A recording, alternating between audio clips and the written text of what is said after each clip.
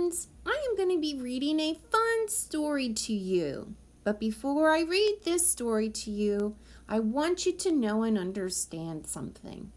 I hope you all enjoyed listening to your marvelous and wonderful teachers read beautiful poems to you each day.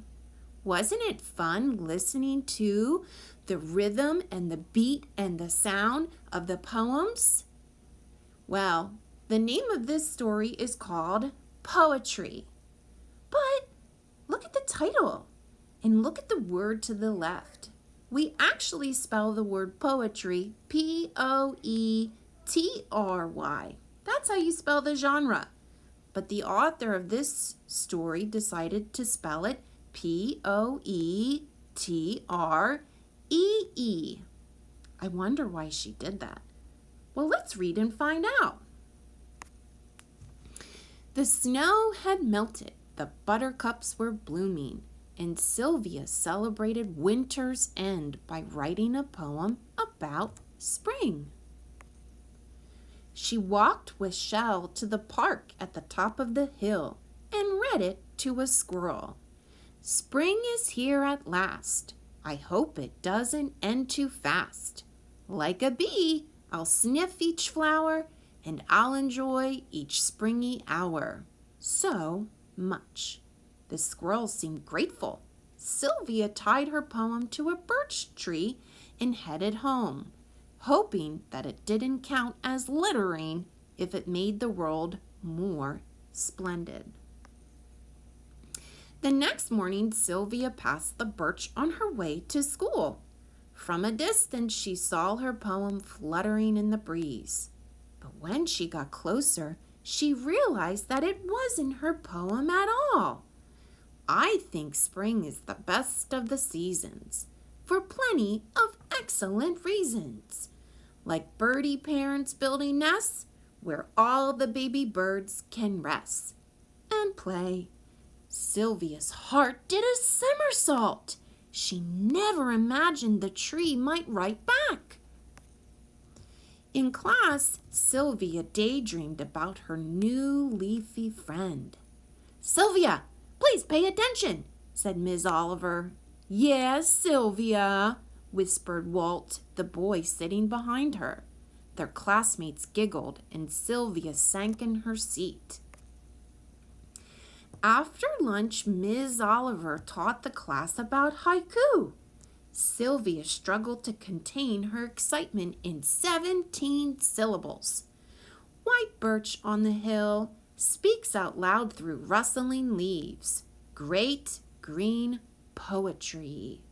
Ms. Oliver gave Sylvia a gold star. When the bell rang, Sylvia ran straight to the poetry. She folded her haiku into a paper boat and pushed it in halfway into a knothole. "So, what's your name?" Sylvia asked the tree, but the tree stood in silence. "Are you shy like me?" The tree nodded in the breeze. Sylvia understood. That night, Sylvia dreamed of rhymes falling like autumn leaves. She dreamed of cheerful songbirds greeting her in perfect rhythm. On Saturday morning, Sylvia rushed to the park with a heart full of hope. The knothole was empty, and she saw no notes on the branches, but the whisper of the wind in the leaves above her was like a poem. Sylvia looked up and saw fragments of sky peeking through the treetop. She spoke the words as they blossomed into her mind. Sky so blue, grass so green, tree so tall in between. Favored friend in morning light, and under moon glow late at night. Sylvia selected a twig from the ground and gripped it like a pencil. "By Sylvia," she wrote in the air, but that didn't seem right. "Love, Sylvia." She waved her stick with a flourish, accidentally hitting a branch. A tightly folded ninja star fell to her feet. Sylvia couldn't unfold it fast enough. I've wondered a while, can a tree and child be friends? Your words give me hope. Sylvia felt a spark in her heart. Good thing she brought sidewalk chalk. She scrawled in big blocky letters so the birch could see. I never thought that I would see such lovely poems from a tree. I wish that I could climb and live among the words you love to give. But if I lived up in a tree, I sure would miss my family, especially Shell. Sylvia thought it was the greatest thing she had written in all her years. She wrapped her arms around the poetry. It was stronger, wiser, and kinder than the children at school. She knew she would always have a friend at the park. She didn't open her eyes until Shell barked. Walt was there, staring at the ninja star haiku sticking out of Sylvia's pocket. That's not for you. That's for my tree. Sylvia blinked. It was from the tree. Just for me. Walt shook his head. Sylvia didn't understand. Had the tree she loved so much not given her a thing? She didn't want to cry, not at the park. Walt didn't want her to cry either. I'm sorry I was mean at school, he said. Sylvia smiled. A friend of the tree is okay with me. She could never resist a good rhyme.